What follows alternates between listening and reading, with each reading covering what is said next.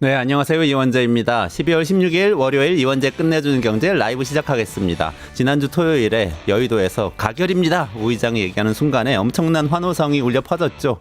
응원봉으로 빛을 밝혀주셨고요.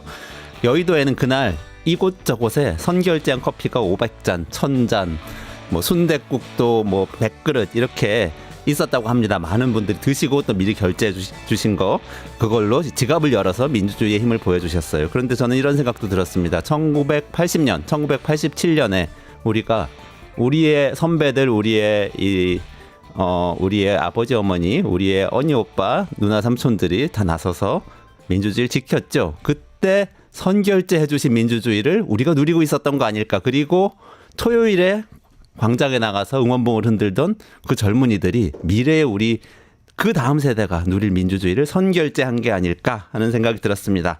긴장과 흥분의 시간이 지나고 이제 다시 분석과 전망의 시간입니다. 오늘도 깊이 있는 분석 진행을 하겠고요. 우선 정치가 경제다 시간에 장성철 공론센터 소장님, 김준일 시사평론가님 모셔서 탄핵 이후에 전국 전망 해보도록 하고요. 끝내준 인터뷰에서 홍춘욱 프라임 투자자문 대표 모셔서요. 환율하고 주가가 굉장히 많이 출렁였었는데 앞으로 어디로 가야 되나 이야기 좀 나눠보도록 하겠습니다. 그럼 먼저 장성철 공론센터 소장님, 김준일 시사평론가 모시겠습니다. 안녕하세요. 어서 오세요. 네, 흥분의 시간이 많이 지나갔는데 두 분은 일주일 어떻게 보내셨어요? 저희도 국민분들과 똑같은 마음으로 보냈죠. 탄핵이 됐으면 좋겠다라는 생각으로 일주일간 보냈고요. 조마조마했어요. 204표 조금 아슬아슬했잖아요. 네. 물론 기권 무효표 11표가 있었지만 정말 몇 명이 갑자기 생각을 바꿨으면 또 탄핵이 불발될 뻔했잖아요. 그래서 저는 용기를 내준 그 12분의 국민의힘 의원들에게 박수를 쳐주고 싶다. 네. 그분들이야말로 진짜 국민의 대표가 될 국회의원이 될 네. 자격이 있는 사람들이다 라고 말씀드려요. 어떠셨어요? 지난주 말고 첫 번째 표결하는 날 그 전날에 제가 205표 정도 가결 나올 것 같다 이렇게 얘기를 했어요. 근데 대통령이 이제 당의 권력이양 얘기하고 이러면서 그게 이제 아예 무산이 돼 버렸죠. 대략 그 정도였던 것 같아요. 205명 안팎 정도가 가결이고 11표의 무효 기권 이 사람들이 이제 간 보는 사람들.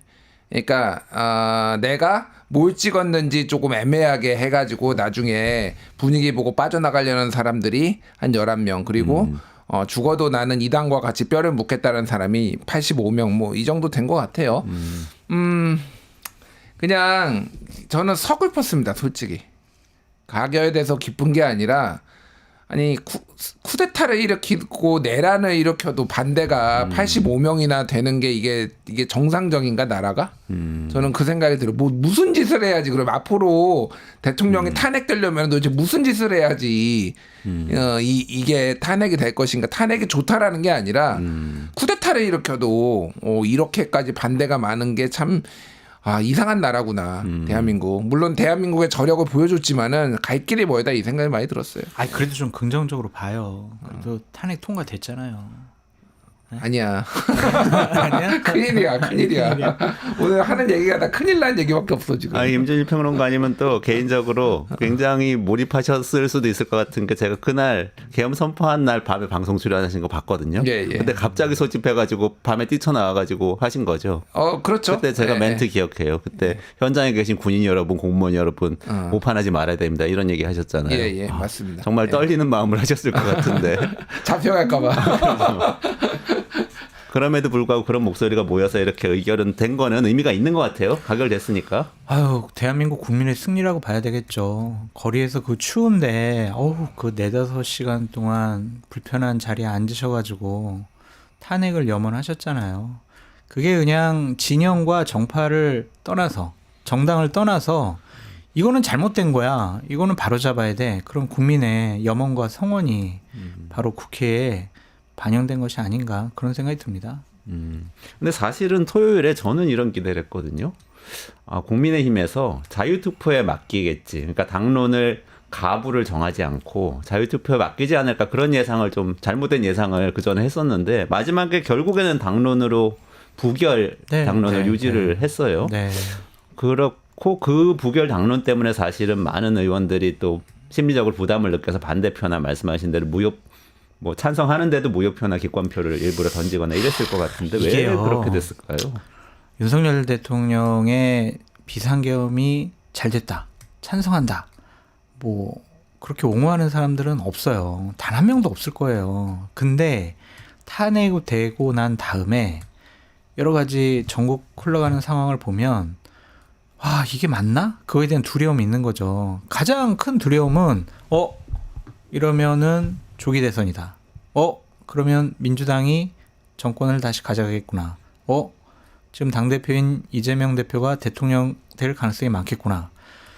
그 좀 순한 문재인 대통령이 대통령 되고 나서도 적폐청산 한다면서 정말 많은 보수파 인사들이 끌려가고 감옥 가고 죽기도 하고 수사받았는데 이재명 대표의 저런 성격상, 리더십상 완전히 그냥 풍지박산 나겠구나. 그건 안 된다. 그렇게 생각을 해서 더 이탈표가 안 나오고 기권 무효표가 나오지 않았느냐라는 생각이 들어요. 그러니까 이재명 대표 탓을 하는 것이 아니라 그러한 현실적인 두려움과 걱정이 보수파 진영 내에서는 있다. 좀 그렇게 말씀드려요. 뭐 맨날 이제 탄핵 트라우마 얘기를 해요.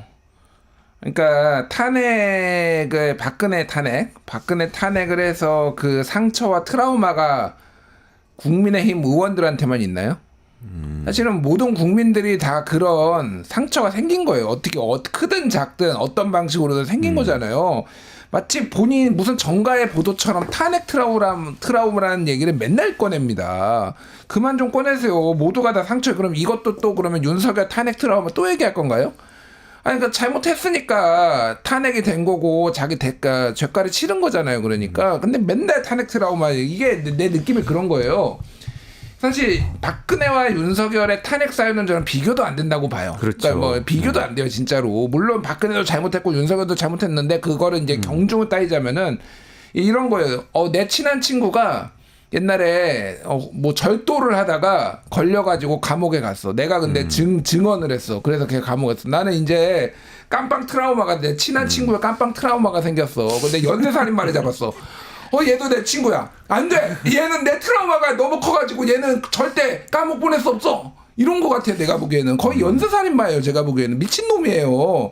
국민을 위험하게만, 박근혜가 그 자리에 있다고 위험하지는 않습니다. 솔직히 제가 보기엔 그 당시에는 그냥 나라가 혼란스럽고요. 윤석열은 그냥 연쇄살인마 같은 사람이에요. 이거를 근데 내 트라우마 때문에 나는 안 되겠어 이런다고?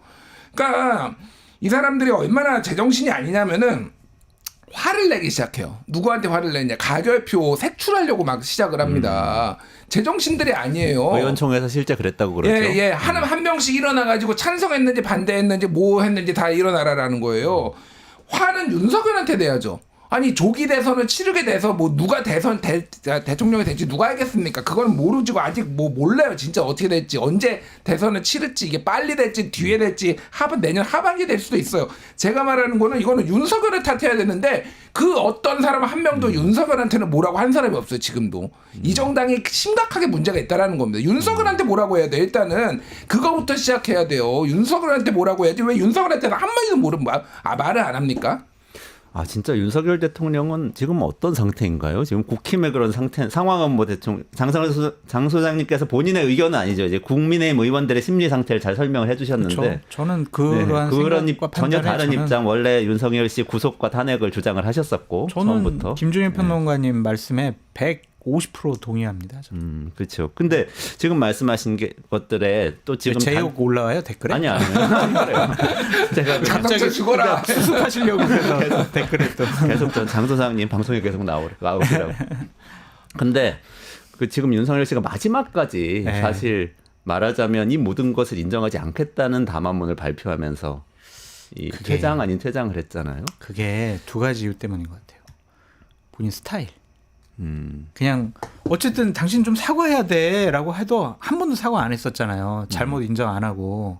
이것도 본인의 그러한 스타일이 계속 반영되는 것 같고, 또 하나는 대통령실에 지금 탄핵 경험자들이 몇 명 있어요. 그 경험자들이 윤석열 대통령에게 우리가 박근혜 때 이렇게 그냥 헌법재판소 재판에 대해서도 거의 준비도 안 하고 그냥 우린 탄핵 안 당할 거라고 생각을 해서 별로 준비를 안 했다. 그리고 잘못을 인정하는 기자회견도 좀 몇 번 하고 그래서 우리가 그냥 탄핵당했다. 그러니까 이거는 강하게 나왔고 법적, 논리적, 명분적 싸움을 해야 된다라고 강하게 윤석열 대통령이 건의하고 분위기도 이렇게 잡아간다고 하더라고요. 그래서 늘공들은 나 빨리 이제 다시 부처로 되돌아가야 되는데 그런 생각을 하고 있고 어공 중에서 강경파들의 목소리가 지금 상당히 커요. 그래서 지금 대통령실의 분위기가 우리가 철저하게 검찰이나 아니면 경찰 수사를 대비하고 헌법재판소에 제대로 된 변호사들을 구해서 논리적인 법률적인 싸움을 하겠다. 그런 의지가 상당히 강합니다. 그러니까 지난번에 박근혜 정권 때 핵심 실세 중에 실세인 사람이 지금 대통령실에 비서관으로 한 명 있거든요. 제이모 비서관. 비상계엄 선포하고 나서 정호성 비서관 아닌가요? 아니 제이모 비서관이라고 했죠. 비상계엄 선포하고 나서 기자들 만나가지고 윤석열 대통령과 거의 똑같은 논리의 얘기를 하더라는 거예요. 아, 네. 그러니까 이제 그 사람들의 생각 우리랑 다르다니까요. 그러니까 상식, 합리 이런 것들을 그 사람들한테 요구하는 것은 무리인 것 같고요. 어떻게 하면 우리가 가진 권력을 하루라도 더 행사할 수 있을까? 그 생각만 하는 사람들이기 때문에 그 사람들이 뭘 생각하고 뭘 대비하고 이런 것들이 과연 대한민국을 위한 것이냐라고 봤을 때는 오로지 자신들을 위해서 하는 짓거리들을 앞으로 탄핵 심판과 뭐 검찰 경찰에서의 조사 과정 중에서 나올 것이다. 그런 생각이 들어요. 불행한 거예요, 진짜 상당히. 분위기가 다르다니까요. 그러니까 비상계엄 이후에도 계속해서 기자들한테 그런 얘기를 했다는 거죠. 네, 비서관이 나서서. 그러면은 이게 지금 탄핵 심판까지 시간이 좀 걸릴 수 있는데 그 과정에서도 계속해서 그런 본인들의 입장을 이야기를 하겠네요. 적극적으로. 박근혜 때하고는 굉장히 다른 거네요. 그건. 그렇죠. 정말 제대로 된 로펌이나 변호사들을 통해서 제대로 된 변론을 받아보겠다. 법률적 싸움을 하겠다라는 생각이 아주 강하고요. 끝까지 사고했다고 그랬잖아요. 그러니까 이게 잘못했다, 나라를 혼란스럽게 하고 국민과 대한민국을 위험스럽게 만들었다는 생각을 전혀 하지 않고 있어요. 그러니까 생각이 달라요 지금. 변호인단 아직 꾸려지진 않았죠. 그냥 개별적으로 몇 명들이 할 건데 로펌을 선정하는 데 있어서 상당히 좀 난관이 있는 것 같아요. 근데 한 언론 보도에 의하면 유루, 법무법인 유루, 여기에 이제 윤석열 대통령이 아끼던 많은 검사 출신들이 변호사들이 가 있어서 여기 될 가능성이 있는 거 아니냐라는 기사와 전망도 나오고 있습니다. 아, 그렇군요. 근데 지금 어쨌든 윤 대통령 아직 인신구속 안 된 상태잖아요. 근데 지난번에 두 분 나오셨을 때 얘기 나눈 게 윤석열 대통령이 계속해서 그 비상계엄 선포 이후에도 국민의힘 의원들한테도 전화를 하고 메시지 보내고 이러면 실제로 굉장히 액티브하게 활동을 하고 있다. 그렇게 뭐 하겠어요? 지금 전화하고 지금도 그러고 있을 거란 얘기. 관저로 불러가지고 술 먹고 그러겠죠. 그거 안 변해요, 술도 사람. 마셔요?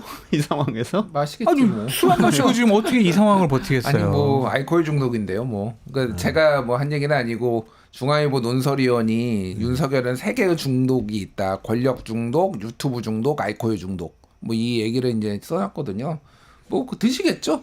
뭐 윤석열이 변할이라고 생각 안 하고 저는 국가를 위해서 저렇게 끝까지 버티는 게 뭐 불행이라고도 생각을 하지만은 끝까지 한번 다퉈보는 것도 나쁘지 않겠다. 무슨 생각이냐면은 완벽하게 그 논리들을 다 박살낼 수도 있겠다 이번에. 그러니까 완벽하게 좀 그 법적 근거 판례들을 좀 확실하게 만들어가지고 궤변들을 하나하나씩 다 반박하고 헌재에서 완전히 각하되는 것도 그런 주장이 다 반박되는 것도 의미가 있겠다 이 생각은 들어요. 사실 그러니까 없이 빨리 하야하고 빨리 이제 기소해가지고 그게 제 최선이긴 한데 그게 아니라면은 뭐 어쩔 수 없죠.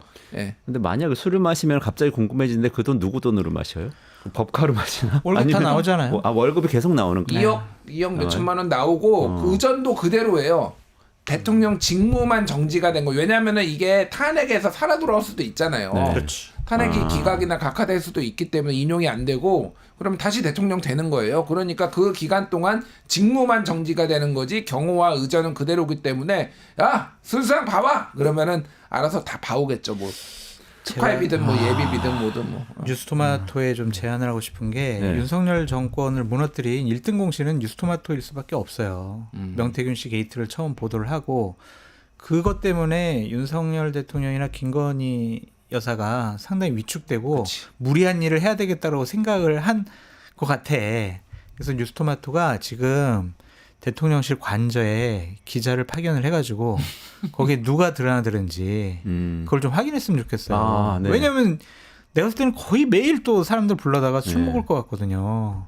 그러니까 그 짓은 못하게 해야 될 거 아니에요. 아. 그래서 좀 언론의 감시가 필요한 부분이 아니냐 그런 생각이 듭니다. 꼭 저 뉴스토마토에 건의 좀 해주십시오. 제가 건의해서 반드시 그렇게 하도록 하겠습니다. 이미 가 있을 수도 있는데. 거기 근처 못 가요 근데. 대통령실 아니, 그 출입도 길목이라도 정지 있으면 먹었는데 되잖아. 뉴스토마토. 그러니까 거기에 쫙 깔려 있어. 아니 길목이라도 있으면 그러니까 거의 한참 들어가는. 밑에서부터 다 깔려 있어서 기자들 그 근처에 배회도 못 하게 해요. 거기. 그래서 차량들 들어가는 거 그 번호판 아. 사진 찍어가지고 국회의원들 차량이랑 대조해 보면 누가 들어가는지 다 볼 수 있거든요. 누가 같이 술을 아니면은 마시고 있는지. 거기 딱 들어가는데 거기 길거리 들어가는데 그 다른 건물 있어요. 추우니까 밖에 있지 말고 거기서 이제 망원 렌즈로 찍어가지고 이거 진짜 저는 이거는 대단히 위험한 일이라고 생각이 들어요.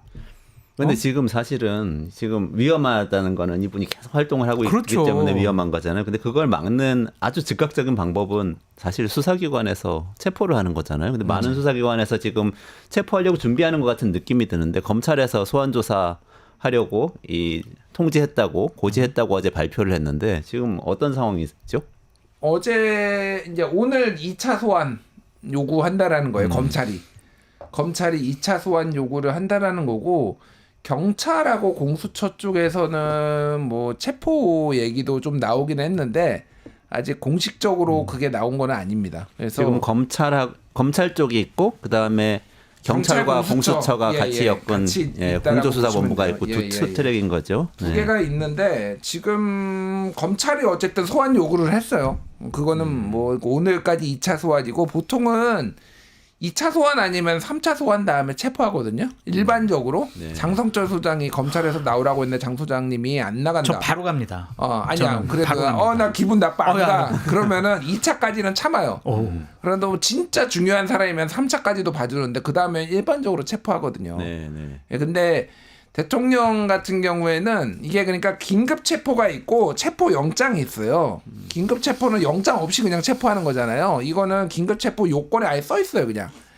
도주 우려, 증거인멸 우려가 있을 때 형사소송법상 그렇게 몇 조더라 하여간 그렇게 써 있어요, 하여간. 그래서 그게 근데 그게 가능할 거냐 긴급 체포가. 그래서 결국은 영장을 받아가야 돼. 형사소송법 200조의 3회 긴급 체포는 피의자가 증거를 인멸할 염려가 있을 때 도망하거나 도망할 우려가 있을 때 뭐 요때 하는 건데 경호처 입장에서는 경호를 해야 돼요. 그 사람들은. 그게 그렇죠. 의무예요. 의무. 그러니까 막을 거예요. 긴급 체포하러 가면은. 그래서 결국은 영장을 받아야 돼요. 제가 보기엔. 아니 그러면 경호처는 지금 윤석열 씨도 경호하고 한덕수 권한대행도 경호하고 예. 이렇게 되는 건가요? 둘 다 대통령에 준해서 한덕수 총리도 경호를 하고 윤석열 대통령은 뭐 지금 이제 집무실에는 안 나가니까 관저에 있는 거 거기서 하겠죠. 예, 그렇게 하는 거 어쨌든 영장을 그러니까 누가 그러면 이걸 이제 받느냐 법원으로부터 누가 받느냐가 제일 중요해질 것 같은데 결국은 체포되기 전에 대통령이 나오지 않을까요? 소환 조사에 응할 것 같은데 제가 보기에는. 자발적으로. 예, 그러니까 머리가 좋은 그러니까 이쪽 수사 쪽으로는 잔뼈가 굵은 사람이잖아요. 네. 그러니까 거의 끝물까지 가다가 아마 출두하는 방식을 하지 않을까 그렇게 생각이 들어요. 그래서 수사 쇼핑 얘기가 있어요. 자기가 원하는 수사기관에 나갈 것 같다. 네네. 그래서 검찰에 나가지 않겠느냐라는 관측이 좀 유력해요. 사실은 지금 검찰에 왜냐하면은 가장 아는 후배들이 많이 있기 때문에 거기에서 옛날에 우병우가 팔짱 끼고 옛날 그 유명한 사진 있잖아요. 그렇죠. 이렇게 박근혜 팔짱 탄핵 끼고, 때. 박근혜 탄핵 때 그리고 나머지 검사들 이렇게 심지어 그 조사일보가 찍었어요. 그거 사진을 2km 밖에서 이렇게 저쪽 빌딩에서 망원 렌즈에다가 이제 컨버터라고 더 배율 높이는 것까지 해가지고 그래서 찍었거든요. 윤석열 대통령도 윤석열도 아마 검찰에 출석하지 않을까 저는 근데 가면 다 후배들이잖아요. 사후배죠. 그렇다고 뭐 다 좋아하진 않을 거예요. 지금 검찰을 그치. 망가뜨려놨다고 생각을 하기 때문에 오히려 더 세게 조사할 가능성이 있는데 검찰 진짜 정말 수준 낮다고 뭐 저급하다고 해야 되나? 나쁜 사람들이라고 말씀드리고 싶어요. 그렇게 대통령 직무가 정지된 윤석열이 그 자리에 있을 때는 김건희 봐주려고 그러니까요. 무혐의 맞아요. 주려고 그렇게 애쓰던 사람들이 이제 와서는 막 갑자기. 소환하고 이게 뭔 짓이에요 정말. 그러니까 기자들 얘기를 어제 일요일인데 갑자기 오후 3시 40분에 갑자기 검찰에서 기자들 모아놓고 기자회견 해가지고 우리가 체포 먼저 소환 먼저 통보했다 이렇게 막 발표를 했다는 거예요. 이제 살으려고 발버둥 치는 건데 저 집단이 믿을 수 있나? 없어져야 된다라는 생각을 조금 더 강하게 했습니다. 그냥 권력의 눈치 보고 권력에 따라서 자신들의 검찰권 행사가 이중잣대, 삼중잣대 그러한 검찰이 왜 필요할까라는 생각이 듭니다. 지난주에 김준일 평론가님 나오셔가지고 어쨌든 간에 수사기관들이 경쟁하고 있고 그래서 이번 주에 신병 확보될 수도 있다. 그렇게 예측하셨는데 유효합니까? 비슷하게 가고 있잖아요 지금. 네. 큰 틀에서는 이제 비슷한데 저는 어쨌든 윤석열 대통령이 이번 주에 출석할 가능성, 뭐 신병 확보가 꼭 체포라기보다는 출석을 해서 조사를 받을 가능성이 상당히 높아진 것 같아요. 왜냐하면 오늘 2차면요. 한번 이틀 후에 3차까지 하고요. 안 하면은 체포하려고 영장 나올 것 같거든요. 법원에서도 그러니까 3번까지 안 나왔는데 영장을 안 내줄 이유가 없어요. 지금은 좀 더 좀 지켜보자 이런 상황인 것 같아요. 법원도. 지금 경찰 공수처 국방부 공조수사본부도 출석 요구 예정이라고 발표를 했네요. 네. 그러니까 지금 경쟁적으로 어쨌든 먼저 출석 요구를 하고는 있는 상황이네요. 예, 그러니까 바로 이제 뭐 긴급 체포나 체포영장, 긴급 체포는 말씀드렸다시피 경호처가 완강하게 저항을 할 테니까 하기가 어렵고 영장을 받아야 되는데 법원에서는 아마 좀 더 이렇게 단계를 밟아봐라. 법원도 부담일 거 아니에요. 사실 바로바로 내주는 게 그러니까 3번 정도 안 나오면은 그러면 이제 영장 내줄 수 있잖아요. 일반적으로 봤을 때. 그러니까 지금 오늘까지는 윤석열이 안 나올 거고 검찰이나 뭐 어디든 출석 안 할 거고 3번째까지 안 하거나 아니면 3번째에 출석하거나 뭐 이런 식으로 될 것 같아요. 네. 그 명태균 씨가 구속된 이후에 이 전국 상황에 대한 예측이 가장 정확한 분이 우리 준 박사입니다. 무슨 말씀이세요? 제일 정확해요. 그래서 김준일 대표가 이렇게 얘기하는 거대로 하루 이틀 시점상에 뭐 차이는 있겠지만 아주 전국 상황을 분석을 잘하셔가지고 예측을 잘하시는 것 같아요. 그래서 저도 많이 지금 배우고 있습니다. 항상 감정적이지 않고 냉정하게 그럼요. 냉정하게 분석을 하시니까 잘 제가 맞는 것 제일 같아요. 감정적이에요. 짜증나 죽겠어 진짜. 그래서 이번 주에 소환되는지 한번 보고 다음 주에 한번 검증을 해보도록 흐름이 그게 맞는 것 하시죠. 같아요. 근데 또 특검법이 통과가 됐잖아요. 이거 관계가 어떻게 되는 거예요? 그러니까 내란 특검법이 지난주에 어쨌든 뭐 국회 민주당 주도로 통과가 됐고 거기에 따르면은 특별 검사를 민주당에서 한 명 추천하고 그러니까 아마 조국 혁신당을 염두에 둔 것도 같은데 예, 비교섭 단체에서 한 명 추천해서 2명을 대통령한테 그러면 대통령이 임명하게 돼 있는데 지금은 한동훈 권한대행 체제니까 한덕수 권한대행 체제니까 한덕수 총리가 임명을 하겠죠. 그 과정이 있는데 검찰이나 이 경찰에서 먼저 신병을 확보해 버리면 이게 어떻게 되는 거예요? 소환의 한쪽에 응해 버리고 그러면. 그러니까 결국은 특검으로 다 넘기게 돼 있어요. 그렇죠. 네, 법상으로 그렇게 하게 돼 있어요. 예전에 예를 들면은 드루킹 특검 같은 경우에도 경찰에서 상당히 많이 조사를 해놨어요, 사실. 근데 아직 수사가 완결된 상황도 아니었고 수사 중이었거든요. 근데 특검 시작되니까 다 모든 걸 다 자료부터 해가지고 다 넘겼어요. 그러니까 뭐 윤석열 대통령 특검이 시작될 즈음에 윤석열 대통령 상황이 어떤지는 우리가 모르겠어요. 그러니까 구속된 상황인지 아닌지 모르겠으나 구속돼 있으면 그냥 깜빵이 있는 거고 구치소에 있는 거고 가서 접견해서 가지고 조사만 하면 되는 거니까 뭐 그거는 문제가 안 될 것 같은데 한 달 걸려요. 한 달. 한 달 걸리고 준비. 지금 보니까 상설 특검과 내란 특검 두 개가 있잖아요. 내란 특검은 한덕수 권한대행이 거부권을 행사하느냐 아니냐. 근데 설마 거부권을 행사하겠어 이거를. 그러니까 안 하겠죠. 못할 것 그러면은 같은데 안 하는 사실 상설 특검하고 내란 특검하고 좀 충돌하는 경향이 있어요. 그래서 이거를 어떻게 가르마를 탈지는 저도 모르겠습니다. 어떤 걸 조사하고 어떤 걸 조사 아니면 아예 상설 특검을 안 해버릴 수도 있어요. 사실은. 상설특검이 기간이 더 짧고요. 인원이 더 적어요. 검사는 네네. 5명, 총인원 30명 이랬는데 네, 이런 내란 일반 특검은 그런 거 제한이 없거든요. 네네. 법으로 만드는 거니까 기재를 하면 되는 거니까 훨씬 더 이게 기간도 길어요. 그래 30일 정도 더 길어요.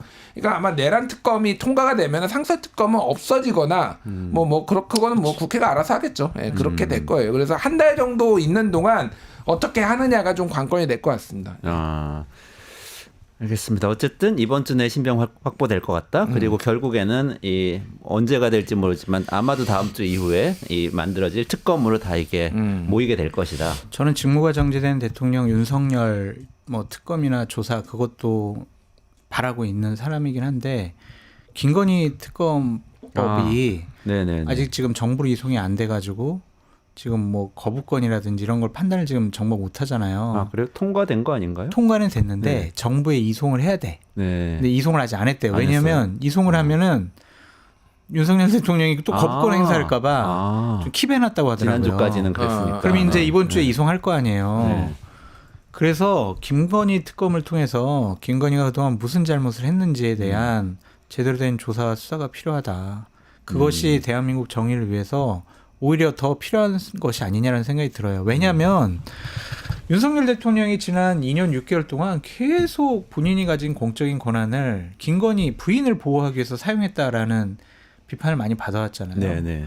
그래서 그 출발점인 김건희가 뭔 잘못을 했는지 아니면 진짜 우리가 잘못을 안 했는데 저 같은 사람이 그냥 계속 욕하고 비판한 건지 그것들을 제대로 된 수사 조사를 통해서 밝혀졌으면 좋겠다. 김건희 빨리 조사하고 수사해라. 그렇게 말씀드려요. 김건희 특검법도 거부권 행사는 못하겠죠. 김건희 한덕수 총리가. 특검법 반대, 난 반대세라고 국힘이 강하게 얘기할 것 같아요. 아 그래요? 예, 왜냐하면 내란 특검은 사실은 뭐가 됐든 검찰 수사가 됐든 뭐가 됐든 피할 방법이 없어요. 뭐 경찰이든 검찰이든 뭐 특검이든 이거는 무조건 가는 거니까 하는데 김건희 특검은 명태균 게이트가 여기에 들어가 있어요. 거기도 같이 들어가 있죠. 예, 예. 그러니까 도이치모터 크게 두 개예요. 그러니까 도이치모터스 주가 조작하고 명태균 게이트 여기에 이제 명태균 게이트에 이제 공천 준 것까지 다 포함된단 말이에요. 그럼 여기에 지금 소환 조사될 사람들이 한두 명이 아니에요. 지금 이게 국민의힘 정치인들이 다 거기 들어 있는 거기 거죠. 국민의힘 정치인들이 다 전부 다 들어갔기 때문에 목숨 걸고 그래서 한덕수 대행을 엄청나게 이렇게 옆구리질하면서 이렇게 이거는 거부권 행사라고? 아니 근데 그게 사실은 근데 국민의힘에서 이탈표가 많이 생겨서 통과가 된 거잖아요. 김건희 네. 특검법 자체가. 그러면 당 내에서도 뭐 어쨌든 김건희 특검법 찬성하는 의원들이 아니 꽤 있다는 김건희 얘기잖아요. 특검법은 어차피 첫 번째는 절반만 넘으면 되니까 반대를 하든 찬성을 하든 의미가 없어요. 그러니까 어차피 범야권이 192석이니까 151만 넘으면 되니까 그러니까 이거는 사실 표결이 그때 그냥 대충 했어요. 뭐 이렇게 뭐 저도 정확하게 기억이 안 나는데 190 몇 표가 나와가지고 그냥 쉽게 됐단 말이에요. 이탈표가 꽤 나왔어요. 제 근데 기억에. 제가 보기에는 이거 만약에 한덕수 대행이 거부권 행사해가지고 이거 재투표하잖아요. 재의결하잖아요. 전 부결될 가능성 높다고 봅니다. 왜냐하면은 이거는 그거예요. 그러니까 내란하고는 상관이 없는 거예요. 이 당의 존립을 위해서 오히려 이게 더 위험하다라고 보는 사람들이 국힘에 꽤 있어요. 근데 거부권 행사를 할 수 있을까요? 그러니까 어쨌든 국회에서 지금 두 개 정당, 그러니까 하나 정당 민주당 전체와 국민의힘 일부가 찬성해서 온 법안인데 내가 권한 대행이야. 근데 거부해서 다시 한번 심사해 보세요. 라고 얘기하기는 그게 무슨 법안이든 그거를 간에. 둘러싸고 어제 미묘한 신경전이 하나가 있었잖아요. 이재명 대표가 국정안정협의체라는 거를 제안을 했어요. 그래서 여야 그리고 한덕당 정부까지 한덕수를 해서 한마디 쉽게 얘기를 하면은 권성동 이재명 한덕수 셋이서 나라를 안정시키기에 이런 걸 하자라는 건데 그거를 권성동 원내대표 이제 권한대행이 됐죠. 당대표 권한대행이 바로 거부했어요. 우리는 여당이고 당정 협의를 통해서 하겠다. 한덕수를 지금 끌어안고 지금 뭔가를 해보겠다라는 거예요. 그게 그러니까. 그래서 가능할지는 모르겠는데 어떻게 해서든 이거 한덕수가 거부권행. 근데 한덕수 권한 총리는 지금 코가 이렇게 낀 상태예요 또.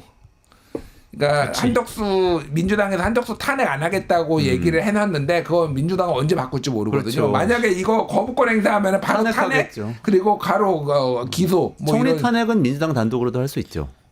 아니 총리 탄핵은 할 수 있죠. 네. 직무가 그러니까 정지되는 대통령, 거니까. 그러니까 대통령 탄핵은 200표가 있어야 되지만 총리 탄핵은 과반. 과반이죠. 과반. 그러니까 다른 법안들처럼 그냥 단독 통과시킬 그러니까 수 있는 다시 거죠. 살아 돌아오더라도 상관없는 게 직무만 정지시켜 놓으면 그렇죠. 네. 되니까 그러면 이제 최상목이 받고 네. 그다음에 이주호가 받고 네. 뭐 이런 식으로 이제 경제부 실제로- 총리, 교육부 총리 네, 이렇게 가는 거예요. 그 이재명 대표가 한덕수 국무총리에 대해서 일단이라고 했어요. 일단. 일단 탄핵은 안 하겠어라고 했거든요.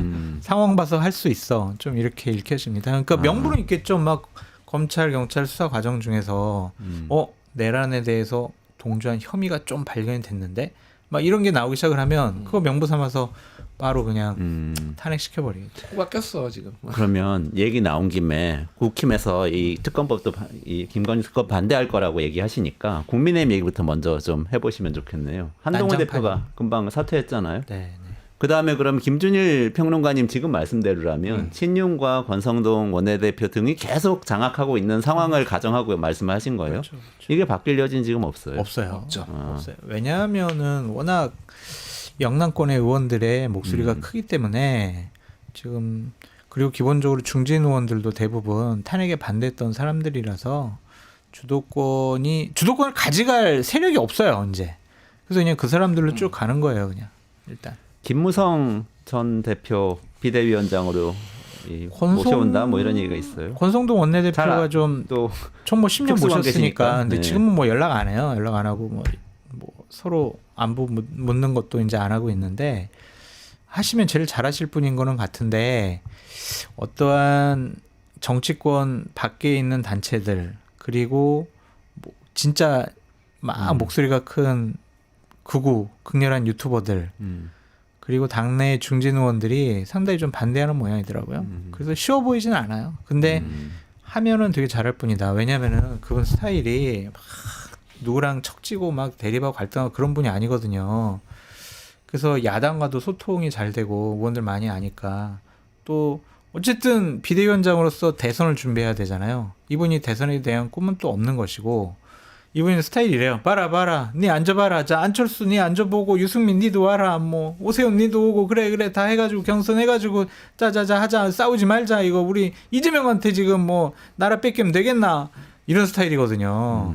그러니까 제일 적임자이긴 한데 좀 쉬워 보이진 않는다 그런 생각이 들어요. 일단 댓글을 하나 소개시켜 드려야 되겠네요. 명숙님이 장성철 당신이 하세요. 이렇게.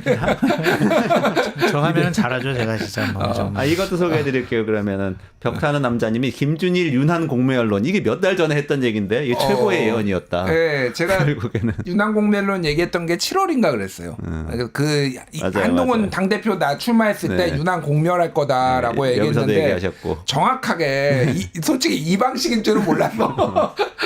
내란에 이렇게 줄은 몰랐는데 어쨌든 정확하게 윤한 공멸은 됐고. 그러니까 근데 네. 지금 김무성 대표. 김무성 대표 가능성 좀 높지 않다고 봐요. 그러니까 그래요?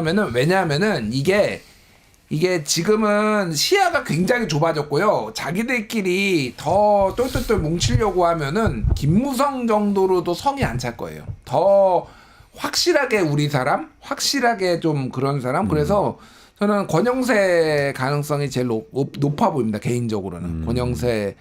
그래서 기억하실지 모르겠는데 예전에 한동훈 대표 끌어내린다고 하고 뭐 차기 비대위원장 김옥균 프로젝트 얘기 나왔을 때 두 사람 이름이 제일 많이 나와서 차기 비대위원장으로 권영세, 권성동. 양권. 지금 딱 그 모양새로 가잖아요. 지금. 그러네요. 김옥균 프로젝트에 네네네. 그때 그러면 뭐 굉장히 다른 방식이긴 하지만 성공한 프로젝트가 된 거네요. 성공한 프로젝트가 됐죠. 뭐 나라가 망하든 당이 망하든 중요하지 않아. 한동훈만 몰아내면 돼 이렇게 된 거예요. 한동훈만 몰아내고 자기들끼리 해먹으면 돼. 그러니까 뭐 이런 상황이에요. 그러니까 지금 그래서 양권이 할 것 같아요. 그냥 원내대표. 지금 망한 집안에서 유산 싸움 하고 있는 거다라고 보여지는데 자, 국민들 눈에 어떻게 비춰질까요? 찐윤 권성동이 원내대표하고 그 다음에 인수위 때 인수위 부위원장 했던 권영세 의원이 비대위원장하고. 윤석열 당으로 보이지 않을까요? 윤석열 당이 윤석열 당. 그러니까 이게 내란 우두머리로 지금 돼 있는데 점점 이제 국민들 민심으로부터 어긋나고 벗어나고 그냥 버림받는 지름길로 지금 가고 있는 것이 아니냐 그런 생각이 들어요. 그러네요.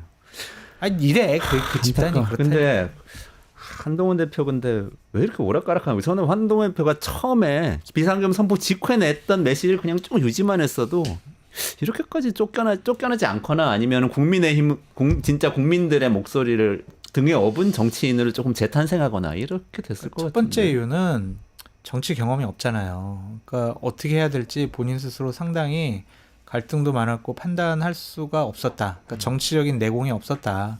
그렇게 보여지고 또 겁도 많이 먹었던 것 같아요.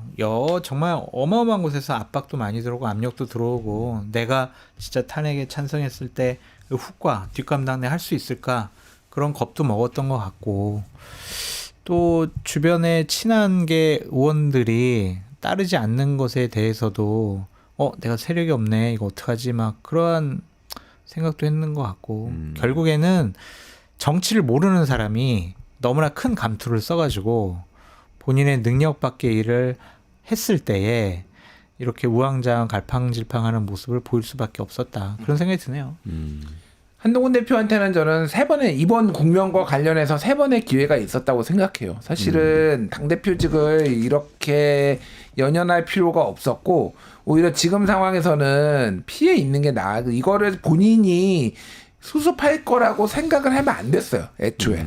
그래서 사실은 12월 첫 번째 기회는 12월 3일에서 4일 넘어가는 3일 4일 그때 당대표직을 던졌어야 됩니다.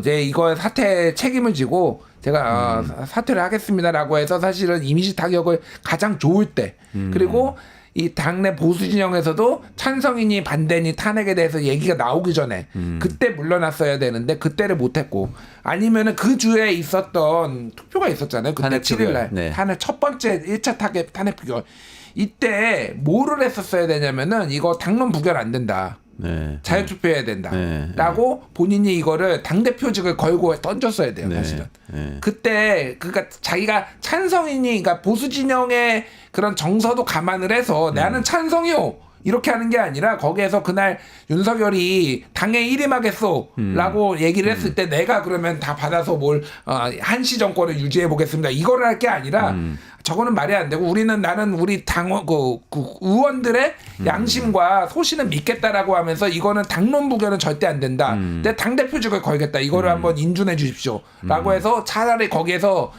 가결이 되면은 그런 좋은 거가 아니면은 그냥 던졌어야 되고 마지막이 지난 금요일 토요일 이때였어요. 사실은 그때도 이렇게 될 거 몰랐나요? 결국은 무너질 거를 이 상황을 예견을 하면은 뭐가 됐든 던졌어야 돼. 그때는 가결로 던지든지 이미 상황이 여기까지 왔으면은 아니면은 뭐 저걸로 마찬가지로 당론으로는 이렇게 부결하는 건 안 된다라는 걸로 했었어야 되는지. 그러니까 그 3번의 기회가 있었는데 본인이 다 차버리고 아주 모양새가 안 좋게 이미지 타격도 많이 받고 당내에서의 지지자들도 다 떨어져 나가고 의원들도 떨어져 나가고 뭐 이렇게 상황이 돼버렸어요. 사실 한동훈이 결과적으로 보면 마지막에는 옳은 길에 갔지만은 그 오락가락하면서 신뢰라는 걸 다 잃어버리게 됐고 진영에서의 지지도 잃어버리고 최악의 악수였다. 그 한동훈 대표를 둘러싼 친한계 의원들이 너무 얌전한 사람들이에요. 의총장에 들어가면 예를 들면은 김정재, 이미자, 뭐 임종득, 그다음 뭐 이철규 이런 사람들이 막 목소리 펴고 난리치더라고요. 이러잖아요. 네. 그러면 누군가 친한계 의원들이 당신 말이야. 그럼 지금 이 상황에서 우리가 탄핵을 반대하고 비상계엄을 공모해야 되냐? 지금 뭐 당신 뭐 하는 사람이야? 막 이렇게 싸워야 되는데 그냥 큰일 났다. 어떡하지?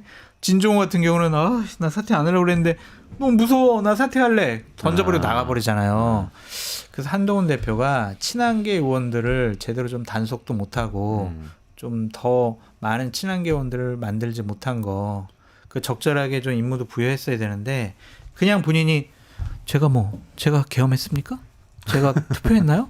이런 식으로 논리적으로 접근하면 본인이 의원들을 설득할 수 있다라고 생각한 것은 큰 착각이다. 어쨌든 정치는요 새싸움이에요. 새에서 밀렸다. 그 정치적 미래도 불투명해졌네요. 결국은 마지막으로 탄핵 심판 관련해서는 두 분이 시간 조금 남았는데 짚어주고 가셨으면 좋겠는데 근데 수사가 빠르게 가네요. 공조본 그러니까 경찰하고 공수처에서 윤 대통령, 윤 전직 대통령 윤 씨에 대한 출석 요구서 특급 등기로 한남 관저에 발송했다. 특급 등기라고 넣어서 발표를 했네.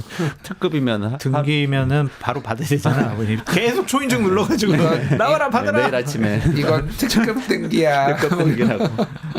탄핵 심판이 빠르게 진행될 건지 아닐 건지에 대해서 지금 논란이 있어. 빠르게 진행돼 신속하게 처리하겠다고 헌재에서 얘기를 하긴 했어요. 솔직히 모르겠어요. 이거는 뭐 제가 이게 명쾌하게 말씀드리기가 어려운 게 너무 변수가 많아요.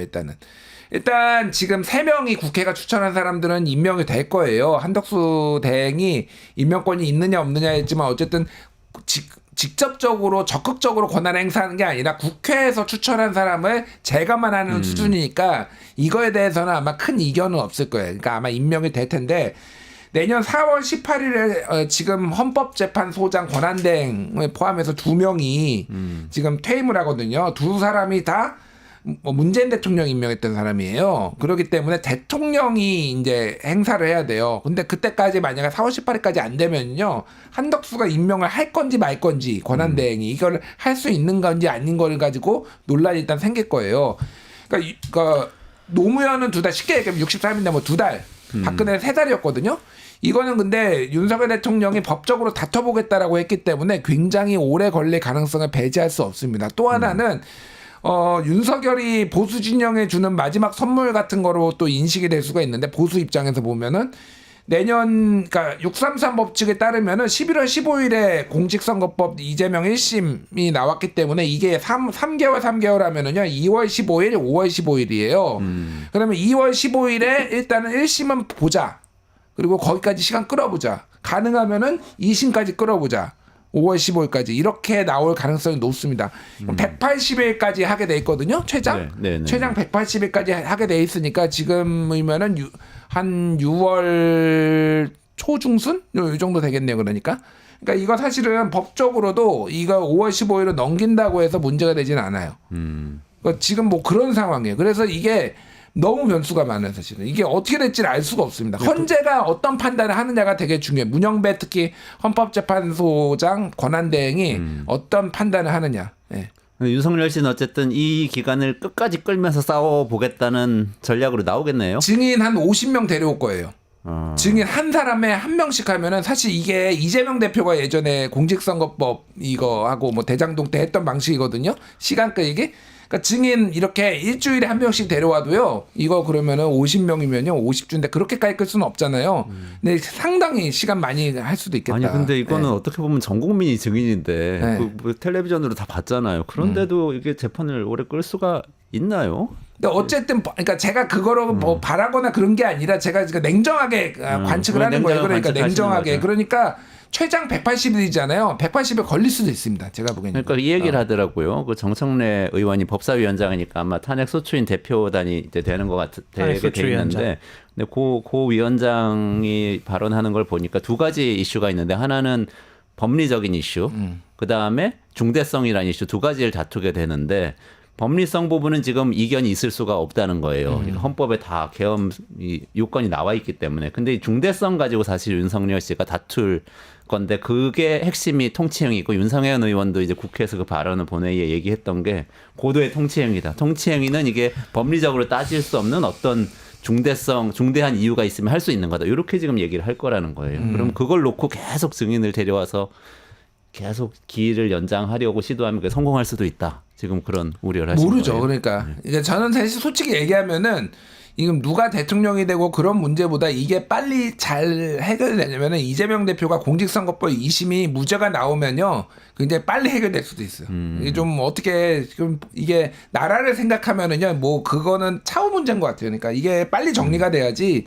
이거 반년 끌고요. 또 이제 태극기들 막 거리로 나오기 시작하고요. 난리 부르스가 될 거예요. 그러니까 이게. 그렇죠. 장 소장님은 헌재 전망 어떻게 보세요? 뭐 비슷하게 보시고요. 드릴 말씀이 없습니다. 그러니까 저는 근데 이대로 가서 예를 들어서 정권이 바뀌어요. 그럼 뭐 이재명 대표가 된다고 다들 뭐 국민의힘에서 얘기하지만 누가 될지 모르잖아요. 그래서 누가 대통령이 돼요. 근데 그게 만약에 민주당이거나 지금의 야당이면 저는 또 이렇게 될 것 같아요. 국민의힘은 내란 정당이다 그러면서 정당 해산 심판 그게 사실 100%. 법무부 장관이 하는 거잖아요. 100% 지금은 못하지만 정권이 바뀌면 할 수 있으니까. 그때 박근혜 정부 때 그렇게 해서 통진당 해산시킨 거 아니면 그럼 그거 가지고 계속 100%. 다투고 다음 대통령 5년 동안 또 계속 맞아요. 내란 세력이다 아니다 이걸 계속 싸우는 거예요. 100% 그래서 참 너무 걱정이 됩니다. 그렇게 될 거라고 보세요. 불행한 나라가 될 거예요. 국민의힘이 그럼 황골 탈퇴 이번에 한번 해보는 게 좋지 불가능. 않아요? 불가능하다고 네. 보시고요. 불가능하고요. 위원정당이 돼서 해산 될지 안 될지는 모르겠는데 그런 시나리오를 갈 거도 저는 뭐 나중에 좀 얘기할 거긴 한데 이번 기회 아니면은 앞으로 개헌하기 정말 힘들겠다. 그 생각이 들어요. 여러 가지 예를 들면은 대통령의 거부권을 제한한다든지 사면권도 제한한다든지 이게 그러니까 대통령한테 너무 막강한 제왕적 대통령제라는 그런 표현이 1970년대에 이제 미국에서 나왔는데 이게 너무 제도적 자제를 대통령한테 개인한테 그동안에 맡겨왔거든요. 근데 그게 가능하지 않다라는 거를 윤석열이 보여줬잖아요. 이런 상황까지 된 거죠. 그러니까 거부권은 본인이나 본인 가족과 관련된 건 아예 할 수 없다라고 명문화하고 뭐 예를 들면 이런 식으로 뭐 이를테면 감사원도 국회 산하로 옮기고 뭐 이런 식으로 이거를 지금 막 다 하면서 대통령제 뭐 이거를 4년 중임제로 한다든지 그러면서 특별하게 기한을 맞추기 위해 2028년까지만 대통령을 하고 연임에 중임에 도전할 수 있게 뭐 한다든지 이런 식의 뭐 대대적인 뭔가 이게 없으면요 이거는 진짜 되게 불행한 그러니까 또 2017년하고 똑같이 될 것 같아요. 그러네요. 통치 행위라는 것도 아예 법적으로 있을 수 없도록 만드는 그런 방법도 있겠네요. 여러 가지를. 왕정제 잔재를 다 없애는 개헌이 필요하다 이렇게 말씀해 주셨고 가셔야 되는데 제가 너무 오래 붙잡고 있었습니다. 네, 오늘 잘 이 이야기 했는데 저는 빨리 이게 정리가 돼야지 경제가 다시 살아날 수 있을 것 같아서 조마조마 마음으로 빨리 헌재 심판도 빨리 됐으면 좋겠는데 그 문제 포함해서 앞으로 이제 우리 주가하고 환율 어떻게 될 건지 조금만 기다리시면 홍춘욱 대표하고 저희 살펴볼 테니까 끝까지 들어주시고요. 오늘 장성철 소장님, 김준일 평론가님 여기서 인사드리고 보내드리겠습니다. 고맙습니다. 감사합니다.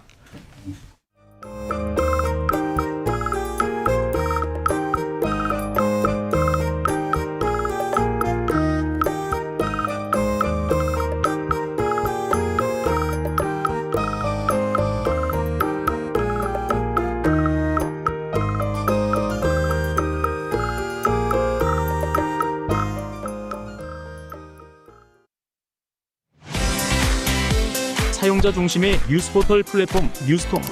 자신만의 가치와 색이 담긴 글을 작성하고 가치를 인정받으세요. 사용자 중심의 뉴스포털 플랫폼 뉴스통에서 뉴스북 뉴스라인의 필진이 되어보세요. 자유롭게 생각을 표현하세요. 작성 키워드를 지급해드립니다. 내가 작성한 글이 언론사 기사처럼 뉴스포털에도 노출. 초창기 활동 지원금까지. 지금 바로 뉴스통의 필진이 되어보세요. 당신의 이야기가 세상을 움직입니다.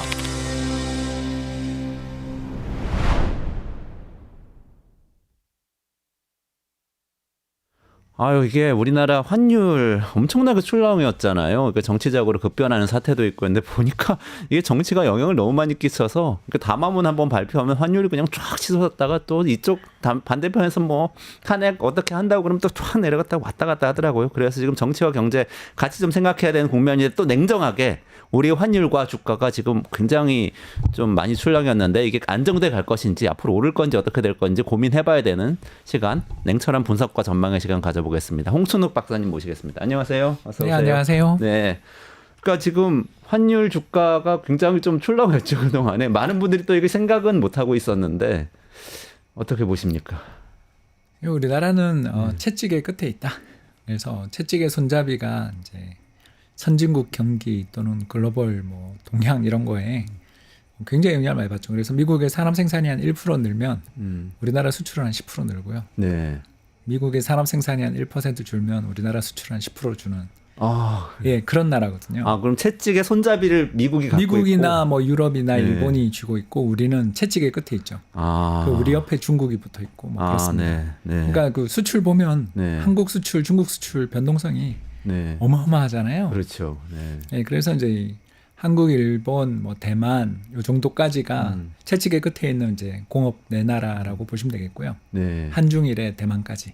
아, 네, 그런 나라인데 옆에 있는 잠깐 이야기했지만 한중일, 대만 중에 한국만 또 문제가 생기면 네. 예, 딴 나라들은 좋건 좀 우리만 안 좋아지는 더 안 좋아지는 상대적으로 예, 이제 그런 거를 겪게 되는 거죠. 그러니까 공급 사슬망에서 네. 서로 대체 관계이자 경쟁 관계, 음. 보완 관계가 다 작동하는 내 나라가 이제 막 돌아가고 있는 중인데 네. 우리가 브레이크가 걸리니까 이제 지금 최근에 뭐 창신 메모리나 이런 데서 네. 디램 수출 가격 막 인하하면서 공격적으로 나오고 막 그러는 아. 뉴스들 보셨잖아요. 네, 네, 네. 이게 다 경쟁 중인데 네. 한국이 이제 내년 사업 계획을 음. 우리가 이제 기업의 경영자예요. 네. 내년 사업 계획 지금 전면 수정이 불가피할 텐데 그렇죠. 네. 어떻게 수정해야 될까요? 그냥 현금 끌어쥐고 그렇죠. 대응할 준비, 시나리오 경영 이렇게밖에 말 못하거든요. 그렇죠. 이건 뭘 의미하냐면 경제 전체에 있어서의 투자와 고용이 얼어붙는다. 얼어붙는다. 이거 말고 다른 설명이 불가능하죠.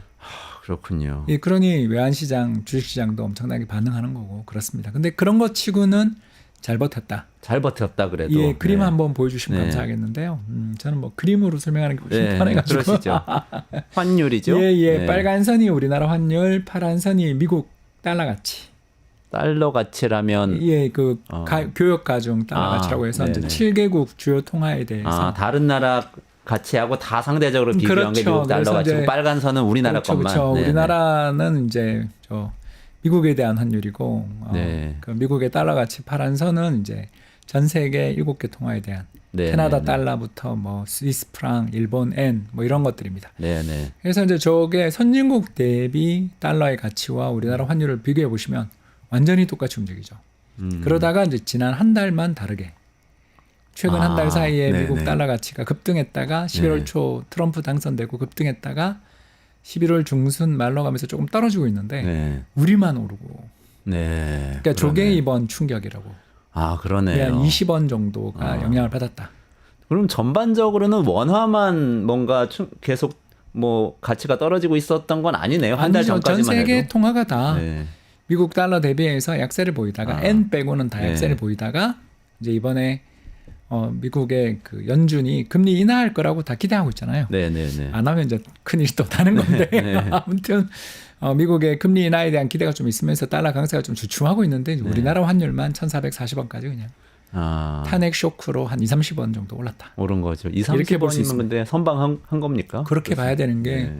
우리나라 환율이라는 게 하루에 100원 움직이는 날도 있을 정도로 네. 그 2008년에 100원 움직인 날이 있었죠. 네네. 이제 그런 식으로 우리나라 외환시장이라는 게 일단 선진국 통화치고는 굉장히 변동성이 큰 통화거든요. 한국하고 제일 비슷하게 움직이는 통화가 이제 캐나다 달러 정도. 이 두 통화의 공통점은 선진국이면서 미국 대비 경제 사이즈가 되게 작고 네. 우리 5천만 거기 3천만 네. 그리고 또 미국하고 너무 붙어 있고 우리는 태평양 접해 있지만 아무튼 경제가 엄청나게 붙어 있고 네. 마지막 세 번째가 독립적인 중앙은행이 있고 네. 그렇잖아요. 미 연준에 그러네요. 대해서 우리 정부가 똑같이 안 따라가잖아요. 그렇죠. 좀 다르게 가잖아요. 네네네. 그런 식으로 움직이는 통화들이 이제 글로벌하게 한국이랑 캐나다인데 이 통화 그 캐나다 달러 환율 보시면 1 미국 달러에 대해서 1.4에서 0.6까지 왔다 갔다 하니까. 예, 거의 두 배 움직이죠. 우리도 지금 그렇잖아요. 우리도 사실 그렇죠. 사실 뭐 외환위기 때는 2,000원 그리고 얼마 전에 이제 1,570원 이번에는 1,450원 이런 식으로 이제 환율의 변동성은 줄지만 그래도 상당히 우리도 많이 움직이는 통화이기 때문에 일단 이번에 저는 더 많이 오를 줄 알았어요, 사실은. 한 1,500원 보고 있었는데 네. 여기까지는 안 가고 마무리된 거 보면 그래도 우리나라 경제 펀더멘탈이 좋은 편이다. 그래도 이렇게 볼수 있는 선방했다. 거죠. 네. 그 주가는 어떻게 보셨어요? 주가는 이제 좀 종합주가지수. 패닉이 있었죠. 네. 그 환율에 비해 주식시장이 더 약했다. 네, 그랬는데 이제 그 국민연금의 리밸런싱으로 지금 바닥은 만들어낸 분위기인데 이제 리밸런싱이라는 게 뭐냐면 우리 전체 국민연금이 이제 1,200조 정도 됩니다. 엄청 크죠. 네. 이 1,200조 중에 이제 9월 기준 이번 충격이 있기 전이었던 마지막 통계가 9월에 나온 통계가 국내 주식 13% 투자하고 있거든요. 네. 이제 13% 투자하고 있는데 이번에 환율 급등하고 미국 장으로 근데 우리만 빠졌으니까 네. 한 10% 정도 됐다고 그냥 러프하게 가정을 하면 네. 13%라는 원래 배분 비율을 맞춰야 되지 않겠습니까? 그냥 내버려두면 안 되죠. 그러니까 갖고 있던 게 가치가 떨어졌으니까 13%였던 게 10%로 쭉 줄어들면 그렇죠. 다시 그 더 사서 안 팔았는데도 채우는 그렇게 되면 좀 사야 되지 않겠습니까? 네, 그러니까 네. 꼭 13%가 못 맞추더라도 네네. 11, 12%로 맞춰놔야 되겠죠. 네. 너무 괴리가 벌어지면 문제가 되니까. 이제 그걸 맞추는 걸 리밸런싱이라고 부르는 거고요. 그래서 이제 최근에 국민연금이 적극적으로 사고 있는 게 적극적은 아니죠. 그래도 조 단위 정도 사야 적극적인 거고 몇 천억씩 사는 게 이제 리밸런싱이 들어간 것으로 보여집니다. 그래서 만약 13%까지 맞춘다 그러면 36조를 사야 되거든요. 네. 근데 뭐 엄청난- 요새 3조밖에 안 샀으니까 요 한 달 사이에 3조밖에 안 샀으니까 사실 뭐 국민연금은 그냥 이제 면피 좀 사고 있는데 적극적 리밸런싱보다는 여유자금 가지고 좀 대응하는 정도로 사주고 있는데 그것만으로도 주식시장이 그래도 2,400 깨졌다가 좀 올라와 있는 상태니까 네. 2,500원 또 못 들고 있는 거 보면 네. 약하긴 약한데 그래도 금융시장이 좀 잘 버티고 있는 중이죠. 근데 그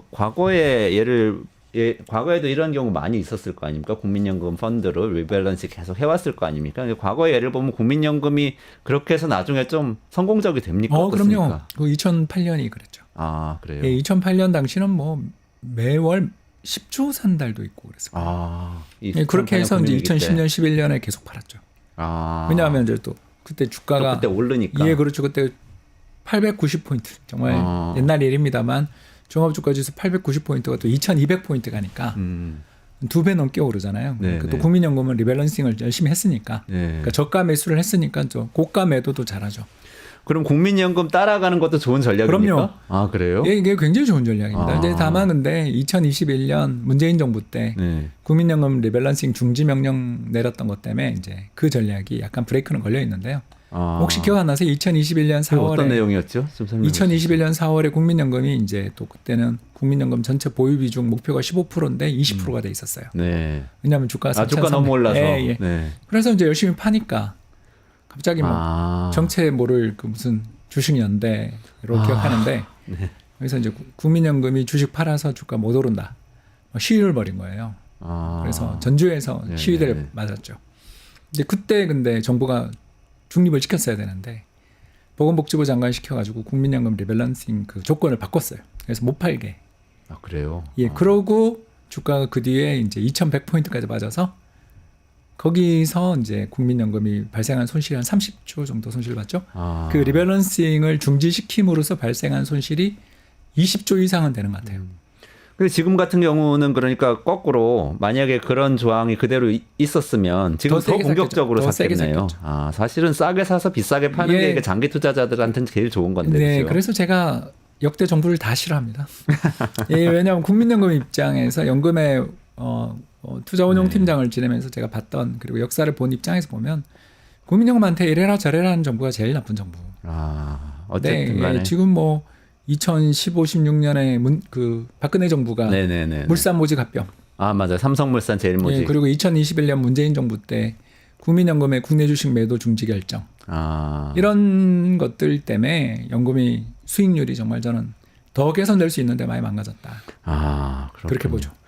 근데 어쨌든 지금 저가 매수가 성공을 하려면 우리 펀더멘탈이 괜찮아야 되잖아요. 네, 그 부분 펀더멘탈은- 어떻게 보시는지 좀 궁금합니다. 펀더멘탈은 굉장히 좋죠. 그래요? 신삼조가 왔죠. 근데 우리 많은 분들이 또 생각하는 게 예전에 박근혜 정부 때 어쨌든 그때도 정치적 격변이었으니까 많이 언론에서 비교를 하고 있는데요. 그때는 우리가 반도체 호황도 있고 중국도 그땐 괜찮았고 그런데 지금은 반도체도 우리 좀 AI 시대에 밀리고 있고 중국도 이 경기가 안 좋은 것 같고 그래서 그때랑 다른 거 아니야 이런 생각들 많이 하시는 것 같아요. 예, 근데 이제 교육 조건이 좋죠.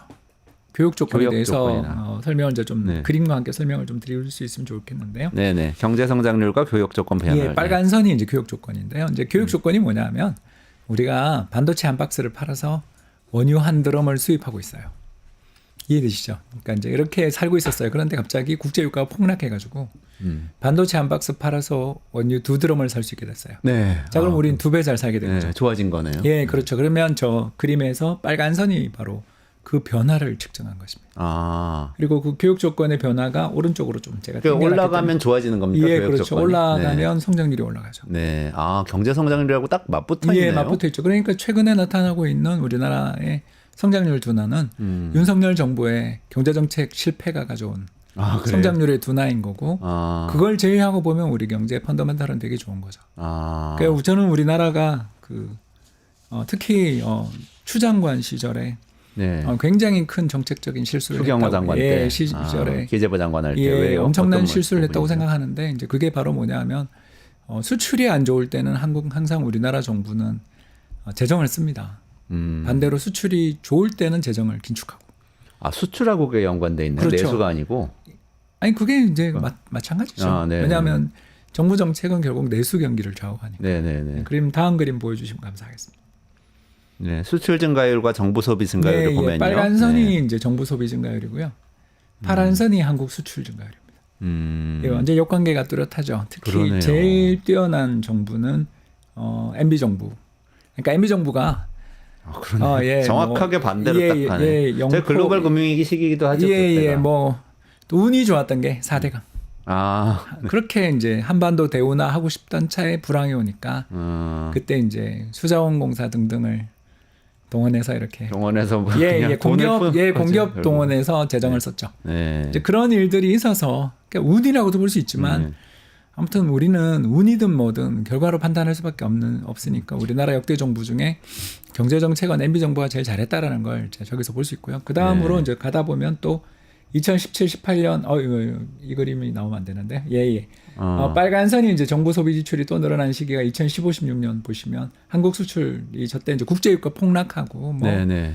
특히 조선업 대불황 조선업. 조선업 대불황 때 저 빨간 선을 올려서 저때가 이제 초이노믹스 초이노믹스 때예요. 예, 아, 예. 그때 해운업도 뭐 막 해체되고 그랬던 데 아닙니까? 그렇습니다. 한진해운. 한진해운은 정말 그렇게 날리면 안 되는 건데 네. 아무튼 뭐 이제 역대 정부들 중에 지금 이야기를 하는 거니까요. 그리고 다시 그림 또 네, 다시 보여주시면 그래프 감사하겠습니다. 보여주세요. 예. 그 다음 시기가 아마 코로나 시기 나오나요? 코로나 때 또 문재인 정부 저때 네. 잘했죠. 정부 소비를 크게 늘렸습니다. 아, 쫙 이렇게. 자, 그랬는데 2021년까지는 이제 문재인 정부, 22년부터가 이제 윤석열 정부인데 이상하지 않아요? 수출이 뭐 그러네요. 비리비리한데 네. 우리나라 수출 재정 증가율이 아래로 지출이 21, 내려가는. 22, 23 계속 마이너스 가다가 이제 올해야 조금 플러스 나는. 그러니까요. 저게 2023년 수출 떨어진 걸로 따지면 거의 코로나 때보다는 만큼은 아니지만 거의 거기에 준할 정도로 많이 떨어졌는데 재정은 안 풀었네요.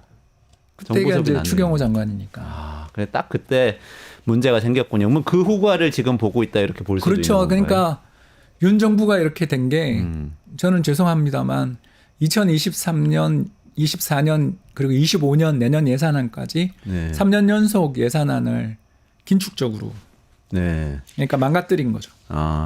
근데 그렇게 생각하면은 지금 사실 또 지금 굉장히 안 좋은 지표가 계속 나오잖아요. 수출과 관련해서도. 그러면 지금 재정을 많이 늘렸어야 되는데 지금도 늘리지 않고 있는 건데. 그럼 내년 그 후보가 내년에 나오는 거 아니에요? 내년 예산안이 2.5% 늘었는데 네. 우리나라가 1, 3분기 성장률이 1.5 그리고 소비자 물가가 1.5잖아요. 그럼 3% 성장하잖아요. 지금. 네. 네.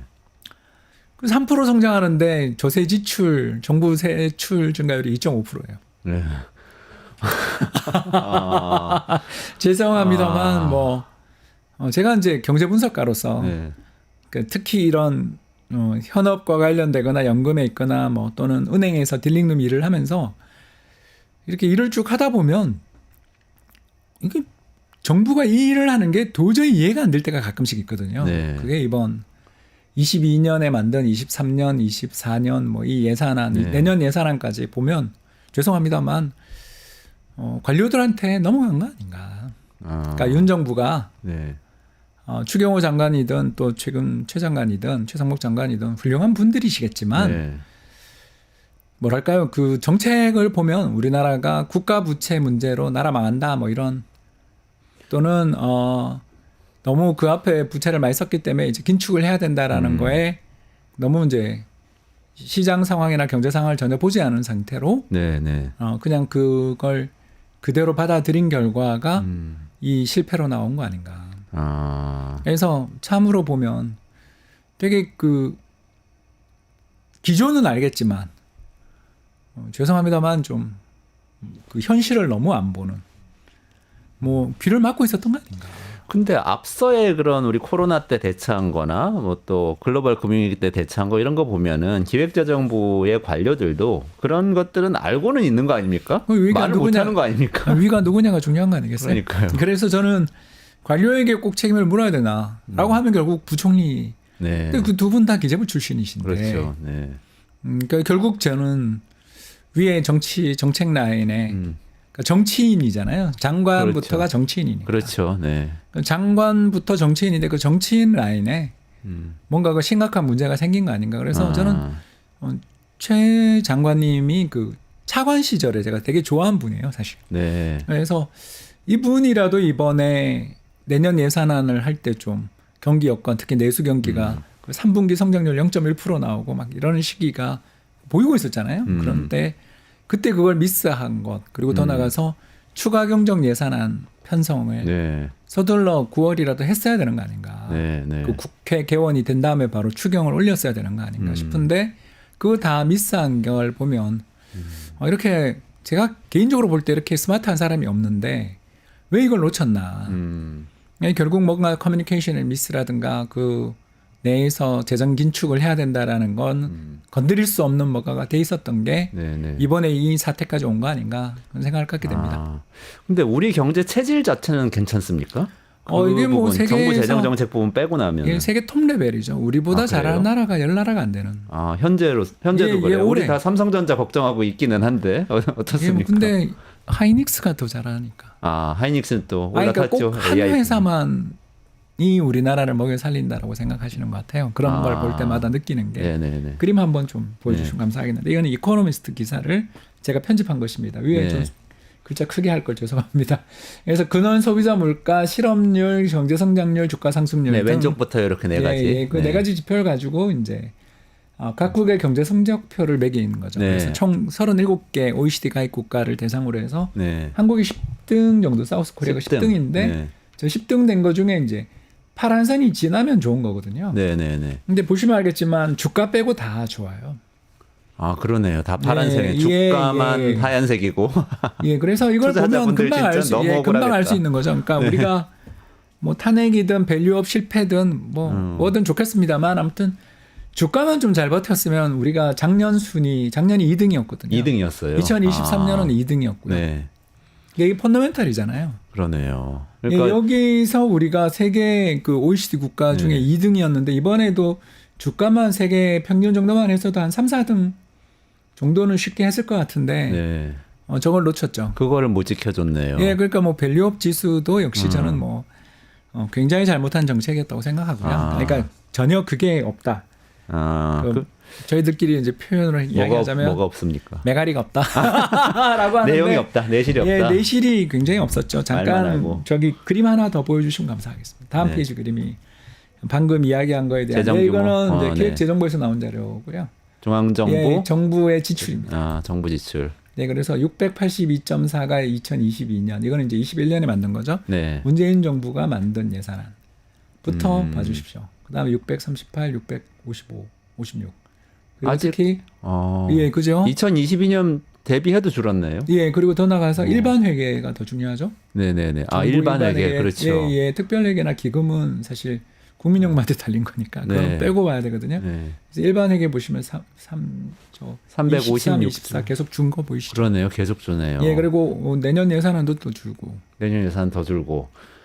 그러면은 이건 정말 추경호발 또는 불황, 뭐 예, 최상목발 내년은 이제 최상목 최상목발 장관이라고 봐야 되는데. 불황 이렇게 되는 거 예, 아닌가요? 그러니까 이 정부랄까요? 뭐 윤석열 정부의 여러 가지 문제가 불통이다. 뭐 또는 민주주의적인 법 질서를 갖다가 오히려 이 법관 출신, 죄송합니다. 검사 출신이 깼다. 이런 것들에 대한 비판도 가능하지만 제 입장에서 이코노미스트 입장에서 보면 뭐 도대체 경제가 어떻게 되는지에 대해서 전혀 관심이 없는 정부 아닌가. 네. 그리고 그냥 이렇게 해야 돼라고 결정하면 그냥 뭔가 결정을 해놓고 그냥 상황 안 보고 달려가는 그러니까 정신적 귀머거리 예, 그런 집단이었던 거죠. 이게 되게 경제 특히 관료들도 그랬다는 저는 정말 거잖아요. 이상했던 게 올해 예산을 긴축한 거. 작년이 되게 안 좋았잖아요, 경제가. 네네네. 작년 경제가 우크라이나 전쟁 후폭풍이 2023년에 있었잖아요. 네네네. 그리고 또 2022년 말에는 레고랜드. 맞아요. 네. 예, 강원도 네. 혹시 기억나십니까? 네, 레고랜드 사태, 뭐 채권 시장 얼어붙었죠. 예, 이제 그거 충격이 2023년에 나왔잖아요. 그럼 2023년에는 추경을 했어야죠. 또 추경을 안 하면 24년 예산안이라도 경기 대응용으로 확장적으로 편성을 해야 되는 거 아닌가요? 근데 대통령이 건전 재정하자고 하니까 그걸 또 줄인 거 긴축을 또 했으니까. 그러니까 이걸 보면 우리가 특히 2024년은 선거가 있었잖아요. 네. 그러니까 선거가 있기 때문에 국회가 이게 되게 좋아할 거 아니에요. 확장 예산에 대해서 서로가 그렇죠. 경기도 안 좋은데 잘 됐다 그러고 지역구 의원들끼리라도 뭔가 이렇게 딜이 가능한 네. 그러니까 합치가 어느 정도 될 수 있는 예산이 작년에 만든 올해 예산인데 그거조차 긴축했다. 네. 그래서 제가 아까 이상하다. 이건 도대체 무슨 생각인지 모르겠다 이 사람들은. 라고 생각을 하고 이제 그때부터 저도 이상하다. 아. 야, 그러니까 이제 정부가 정상적이지 않다. 네. 그래서 저도 이게 양극화다 이렇게 되면 수출은 아까 교육 조건 때문에 좋아지지만 네. 그렇지만 특히 그 원화 기준 수출은 엄청 지금 좋잖아요. 네. 그게 중요한 게 달러 기준 그렇죠. 수출이 아니잖아요. 네네네. 원화 기준 수출이. 똑같이 반도체 한 개 팔아도 들어오는 원화가 더 많아지는 거죠. 거기다가 우리 삼성전자 아까 입장에서. 이야기한 것처럼 국제유가 지금 맞아요. 중국발 수요 아. 위축 때문에 계속 빠지잖아요. 떨어지죠. 60불대에서 네. 뭐 오펙이 지금 감산 계속 연장하고. 네. 이런 걸 종합해 보면 글로벌 여건 그러니까 3저가 왔죠. 네. 원약세, 저물가, 저금리, 저유가. 네. 4저가 왔는데 네. 이 좋은 조건에서 미국 성장률 막 2% 중반 찍고 있는데 일본조차 잘 나가는데 금리 인상하겠다고 그러는데 우리만 안 돼 그러고 특히 그 프로젝트 파이낸싱 문제들이 터지면서 네. 태형그룹부터 시작해서 수많은 각 그룹들의 자금난 이야기가 계속 나오고 있는데 정부가 계속 브레이크만 거는 그렇게 했으니 예, 그러니까 왜 자기 복을 제 발로 걷어차는지를 보면서 계속 이해가 안 되는. 그러니까 이 민주주의의 위기 이 부분 빼더라도 상당히 비정상적이었다. 이런 이 느낌이 있었다는 경제 정책만 보더라도 그런 비정상적이다. 비정상적이다. 이렇게 말씀 주셨는데 한국은행 얘기를 잠깐 여쭤볼게요. 마무리하기 전에 한국은행에서는 어쨌든 금리 그 인하를 했었지 않습니까? 근데 지금 팽팽하게 또 논란이 있는 것 같은 게 너무 이게 원화 가치가 떨어지니까 이거 우리 미국 금리 인하 더 막 빠르게 안 하면 우리가 금리 인하 선제적으로 해야 되냐 이런 얘기도 있는 것 같고 또 한편으로는 최근에 요 정치적 급변 사태 벌어졌을 때 한국은행에서 RP 무제한 매입하겠다 그러면 72조 원 시장에 풀었다 또 이렇게 발표는 했어요. 그러면 이 내용을 보면은 그래도 한국은행이 좀 나서서 말씀하신 대로 돈을 풀고 경기를 좀 살려보려는 거 아니야 이런 얘기도 있고 복잡합니다. 어떻게 전망하세요? 일단 행정부가 먹통이 됐는데 한국은행이라도 해야죠. 한국은행이 뭐 정말 힘든 입장인 거죠. 네. 저는 한국은행 총재님이 훌륭한 분이라고 생각하는 게 네. 계속 그 부동산 이야기나 유동성 문제나 이런 거 부채 문제 이런 걸 잘 이야기하시지만 금리 정책은 보면 그냥 경제 환경 맞춰서 딱 하시는 아. 예, 그 그림 한번 보여주시면 감사하겠는데 네. 예, 빨간 선이 우리나라 정책 금리, 파란 선이 소비자 물가거든요. 네네네. 보시면 알겠지만 우리나라 물가가 엄청나게 떨어지고 있어요. 그러네요. 아. 예, 그래서 환율이 이 정도 환율인데 저 물가라는 건 아. 적어도 물가 당국인 한국은행은 되게 잘한. 그러네요. 환율이 높으면 우리가 수입할 때 비싸게 예, 사와야 되니까 예, 사실 물가가 물론 이제 올라야 교육 조건이 하는데. 개선된 탓이 더 크지만 네. 그래도 잘하고 계시는 거죠. 그러니까 이제 내수 경기가 안 좋아서 또 외식 물가 요새 안정되거나 떨어지고 있는 이야기 들으셨을 겁니다. 네. 요즘 뭐 식당 갔는데 가격 인상하는 거 보신 적 없잖아요. 그렇죠. 여기 지금은 달라졌죠 분위기가. 예, 그러니까 그만큼 경기가 안 좋으니까 네. 물가가 안정된 측면도 있지만 아무튼 한국은행이 적기 금리 인상해서 잘 잡은 것도 칭찬을 해야 되는 거고. 네. 저 차트 저 그림대로라면 뭐 한국은행은 2번 정도는 더 인하해야 되는 상황으로 보여지고요. 그래서 저는 뭐 일단 지금 우리 행정부가 아까 뭐 계속 탄핵부터 시작해서 이제 각종 법안 이야기 하시는데 저는 그럴 때가 아니라 네. 추가 경정 예산 편성하자. 아 추경 예산. 네. 네, 지금 당장 그 예산안은 그 기재부에서 짠 거에 대해서 가감밖에 못해요 국회가. 그렇죠. 예산안을 짜는 권리가 국회에 없죠 우리나라. 그렇죠. 네. 기재부에 있어요. 네. 그래서 그 예산안 자체를 결정하는 건 행정부가 결정하기 때문에 행정부가 긴축으로 들고 왔기 때문에 국회에서는 몇 천억, 몇 조 깎는 정도밖에 안 된다고요. 네. 그렇기 때문에 그 주어진 조건에서 국회가 할 수 있는 일은 쪽지 예산 왔다 갔다 하는 거 말고는 없단 말이에요. 그렇죠. 그러면 맞아요. 저는 내년에 추경을 하자. 그런 게 지금 더 급하지 않냐. 그러니까 탄핵 심판하고 뭐 이런 와중이라도 사실 추경 같이 예산 하면 안 편성할 수 되냐, 있죠. 이거죠. 네, 같이 같이 하면 하면 안 되냐, 되죠. 이거죠. 네, 국회하고 정부가 합의만 되면 할 수 있는 아니 거죠. 뭐 합의도 당장. 필요 없죠. 지금은 정부가 없는데 제가 이걸 거부권 행사하지는 않을 것 같다. 그렇죠. 네. 예, 지금 경제가 내수가 아까도 이야기했지만 음. 기업들이 내년 사업 계획이 시계 제로인데 음. 여기서 경기를 부양하겠다라는 당국이 나오는 걸 그걸 거부권 행사한다 상상하기 어렵고 만약 그런다면 그 사람도 탄핵해야 된다고 보는 거고. 그렇죠. 네, 맞습니다. 그러면 지금 어쨌든 하는 금통위에서 11월 달에 3%로 기준금리 인하한 거죠. 그리고 1월에 금통위 예, 또 열리죠, 있습니다. 이제. 예. 그럼 1월에 또 금리 인하할 걸로 전망하세요? 저는 해야 한다. 그러면 예컨대 뭐 2.75% 정도로 아니 뭐 2.5로 바로 가도 1.5를 할 되고요. 수도 있고, 네, 바로 어쨌든 금리 인하해서 경제 살려야 된다. 그리고 또 한편으로는 정부 국회 지금이라 논의 시작해서 추경 예산 추가로 예, 편성해서 내년 예산안이 제가 봤을 때 엉망이니까 네, 이거 빨리 예산안 보완해서 예, 증액해야 보완. 한다. 네. 아, 그러면 좀 살아날 것 같다는 말씀이시죠? 펀더멘탈 그 좋기 교육 조건이 때문에. 좋으니까 네. 이게 교육 조건이 좋아지고 한 1년 있다 성장률이 올라가니까 뭐 그런 측면에서는 지금 사실 신삼조가 왔는데 네. 요 적기를 좀 잘 살릴 수 있는 다음 정부에 또 공이 되잖아요. 네. 저는 그 말씀도 좀 드리고 싶습니다. 그러면 미국장에 관심 갖는 것보다는 한국장에 관심을 갖는 게 더 좋은 시기입니까? 뭐 저는 일단 샀습니다. 그러세요? 한국장에 투자하셨다. 알겠습니다. 여기까지 좀 말씀 듣고요. 자, 이원재 끝내주는 경제 매일 오전 11시에 진행하니까 라이브 내일도 찾아뵙고 말씀 올리도록 하고요. 오늘 그 이벤트 있는데요. 이 댓글 실시간 댓글창 위에 상단 링크 보시면 이벤트 내용 나와 있습니다. 통통몰 앱 가입하시고 번호 따서 붙여 넣으시고 그리고 할인 받으시는 거 쿠폰 받는 이벤트니까 보시고 참여해 주시고 더보기란 아래에도 있으니까 보시고 참여해 주시기 바랍니다. 그럼 여기서 마무리하고 홍춘욱 박사님하고 같이 인사드리고 물러가도록 하겠습니다. 고맙습니다. 감사합니다.